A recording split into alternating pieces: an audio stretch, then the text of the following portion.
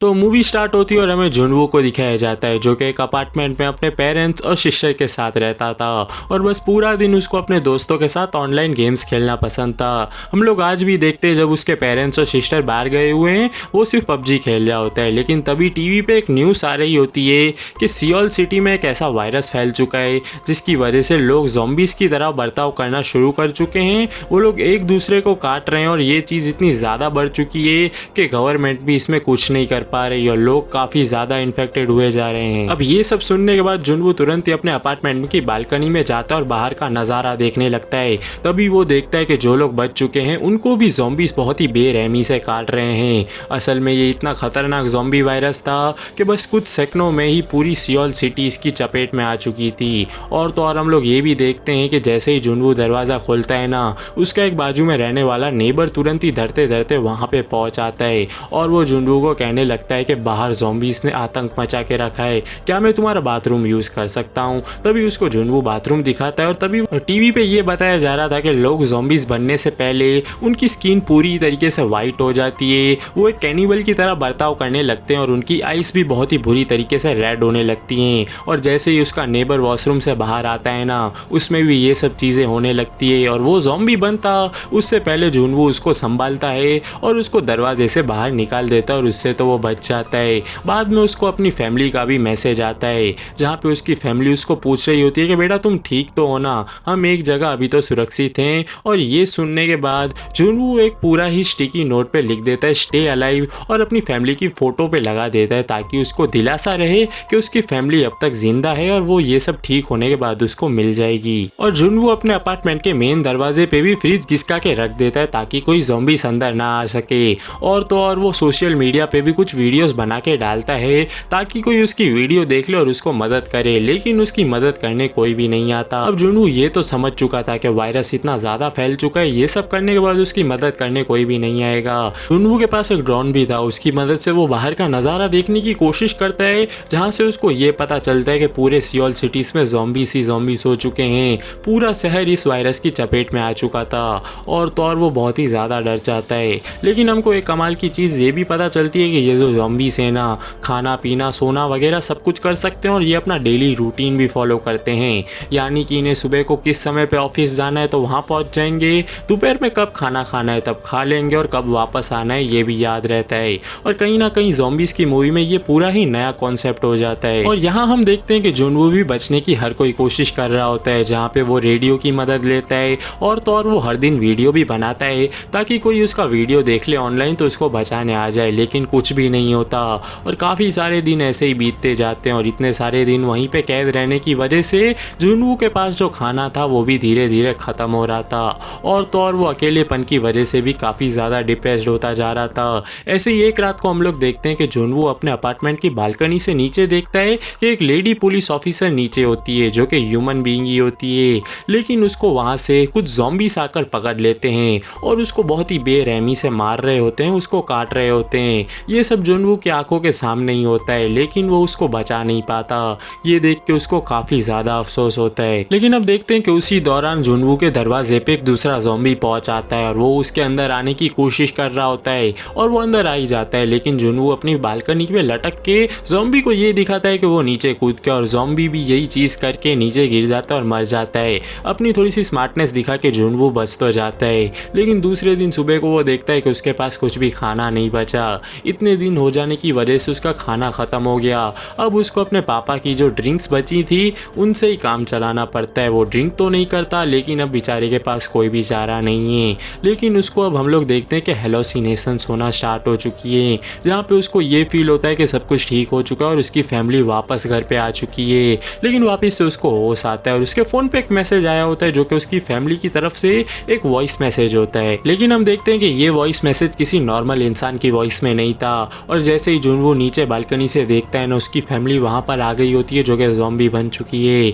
ये देख के वो काफ़ी ज़्यादा उदास हो जाता है और इतना गुस्सा करता है, अपने घर की सारी चीज़ें तोड़ देता है और काफ़ी तोड़ फोड़ करने के बाद वो उस फ्लैट से बाहर निकलने की पूरी ही कोशिश करने लगता है। लेकिन बाहर निकलता है और ज़ॉम्बीज़ को देखने के बाद वो इतना ज़्यादा डर जाता है कि वापस अंदर आ जाता है। और वो घर में घुसने के बाद ये तय करता है कि मैं इन ज़ॉम्बीज़ के हाथों तो नहीं मरूंगा, इतनी बुरी मौत मरने से अच्छा है मैं अपने आप को फांसी लगा लूं। और ऐसे ही जुनू अपने आप को फांसी पे लटका लेता है, लेकिन तभी उसके मुंह पे कोई लेजर लाइट मारता है और जुनू को ये एहसास होता है कि उसकी तरह और भी कोई जिंदा है जो सामने से उस पे लेजर मार रहा है। और जैसे ही वो सामने देखता है तो एक और सर्वाइवल लड़की वहाँ पे सामने की बिल्डिंग में बची हुई होती है जिसका नाम जुबिन होता है। और ऐसे ही वो दोनों हर दिन साइन लैंग्वेज में बात करना शुरू कर देते हैं। हम लोग देखते हैं कि जुबिन भी काफ़ी दिनों से सर्वाइव कर रही है और उसने अपने दरवाजे पे एक ऐसा ट्रैप लगा के रखा है ताकि कोई भी ज़ॉम्बी घुसे तो उसमें फंस जाए। और एक दिन उसमें ज़ॉम्बी फंस भी जाता है। अब वो मौके का फ़ायदा उठा के उस ज़ॉम्बी को मारने चली जाती है और उसको मार भी देती है।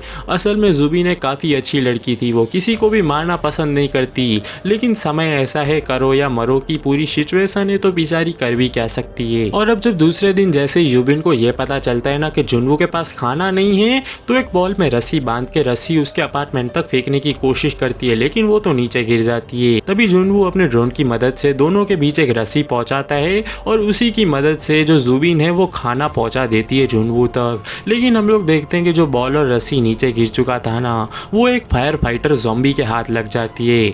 और जैसा कि मैंने कहा कि ये काफ़ी स्मार्ट ज़ॉम्बी से ये अपनी हैबिट्स नहीं भूलते, तो वो फायर फाइटर को ऊपर चढ़ना आता था और वो रस्सी की मदद से उधर जुबिन के अपार्टमेंट पे चढ़ने लगता है। और जैसे ही वो रस्सी से एक टेबल बंधी हुई थी ना, वो इस तरफ आने लगती है और वो जुबिन से टकराती है और जुबिन वहाँ पे बेहोश हो जाती है और वो फायर फाइटर ज़ॉम्बी ऊपर चढ़ने लगता है। अब वो फायर फाइटर ज़ॉम्बी का थोड़ा सा ध्यान भटकाने के लिए जुनवू अपना जो ड्रोन था उसके पास फेंकता है और उसके मुंह पे थोड़ा सा कट भी लगा देता है। लेकिन इस बाजू हम लोग देखते हैं कि जुनवू के दरवाजे पे भी काफ़ी सारे ज़ॉम्बीस आ चुके हैं, इसीलिए वो ध्यान नहीं लगा पाता और उसका जो ड्रोन था वो ज़ॉम्बी पकड़ लेता है और उसको तोड़ देता है। लेकिन इतने में जुबिन भी उड़ जाती है और वो ज़ॉम्बी के हाथ पे एक कुल्हाड़ी मारती है, उसके हाथ को अलग कर देती है और ज़ॉम्बी नीचे गिर के मर जाता है।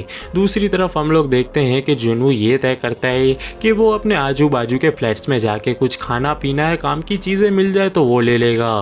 तभी वो बाहर निकल के एक ज़ॉम्बी ओनर उसके फ्लैट का पड़ा हुआ था, उसके खींचे से चाबी निकालता है और उस फ्लैट में घुस जाता है, जहाँ पे उसको कुछ माउंटेन हाइकिंग की चीज़ें और कुछ काम के रेडियो और कुछ ऐसे ही वॉकी टॉकीज वगैरह मिल जाते हैं। और तो और वो उस घर में एक लड़की को भी देखता है जो कि ज़ॉम्बी बनने के बाद मर चुकी होती है। तभी उसके पीछे से एक ज़ॉम्बी घुस आता है और उस पर हमला कर देता है।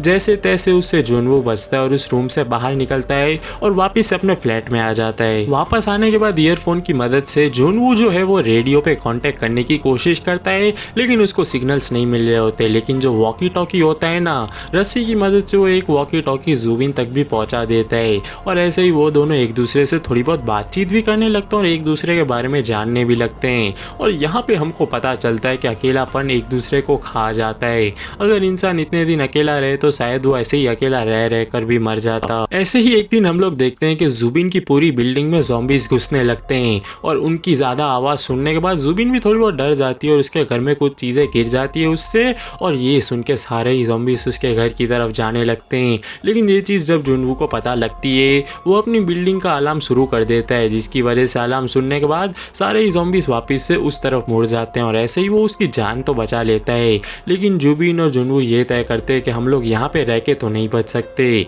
तभी जुबिन जुनवू को कहती है कि हमारे सामने जो तीसरी बिल्डिंग है ना, मैंने उस पर अभी भी एक भी ज़ॉम्बी को नहीं देखा। मेरे ख्याल से अगर हम लोग वहाँ पे पहुँच गए तो शायद बच सकते हैं। और ऐसे ही वो दोनों अपने फ्लैट से बाहर आ जाते हैं और नीचे उन दोनों की ज़ॉम्बीज से काफ़ी फाइट होती है। लेकिन वो दोनों बचते बचाते वो बिल्डिंग में पहुँच ही जाते हैं, लेकिन वहाँ पे ज़ॉम्बीज भी उनका पीछा करते करते पहुँच जाते हैं। लेकिन वहाँ पे एक तीसरा इंसान आ जाता है जो कि अब तक ह्यूमन बीइंग ही था और उन दोनों को बचा के अपने घर पे लेके जाता है। और वो इंसान जुबिन को कुछ ठीक नहीं लग रहा था और वो उन दोनों को खाना भी ऑफर करता है। वो दोनों खाना तो नहीं चाहते थे क्योंकि वो मिस्टीरियस इंसान था, लेकिन भूख ज़्यादा लगने की वजह से वो दोनों खा भी लेते हैं। और थोड़ी देर के बाद हमको सच में पता चलता है कि वो एक सही इंसान नहीं था। उन दोनों के खाने में उसने बेहोशी की दवाई मिला दी थी। वो दोनों जैसे ही बेहोश हो जाते हैं ना, वो उन दोनों को अपनी बीवी के खाने के लिए लेके आया था। वो अपनी बीवी को काफ़ी प्यार करता था, वो एक ज़ॉम्बी बन चुकी थी। और जैसे ही जुबिन को अपनी बीवी के खाने में लेके जा रहा होता है ना, तभी जुनवू उसको गन पॉइंट पे रख देता है, लेकिन वो आदमी नहीं सुनता और जुबिन को उसके अंदर फेंक देता है बीवी के खाने के लिए। लेकिन जुबिन भी अपना दिमाग चलाती है, उसकी बीवी के मुंह पे कपड़ा बांध देती है और उसको बाहर लेके आके उसी इंसान पे छोड़ देती है और उसको काट काट के उसकी बीवी उस इंसान को भी ज़ॉम्बी बना देती है। अब जुबिन करना तो नहीं चाहती थी, लेकिन उन दोनों व्यक्तियों को वहीं पे गोली मार के मार देती है। अब अब ये गोलियों की आवाज़ सुन के वापिस से सारे ही ज़ॉम्बीज़ उन दोनों की तरफ आने लगते हैं, लेकिन तभी जुबिन जुनवो को कहती है कि मैं इन ज़ॉम्बीज़ के हाथों नहीं मरना चाहती, तुम मुझे गोली क्यों नहीं मार देते।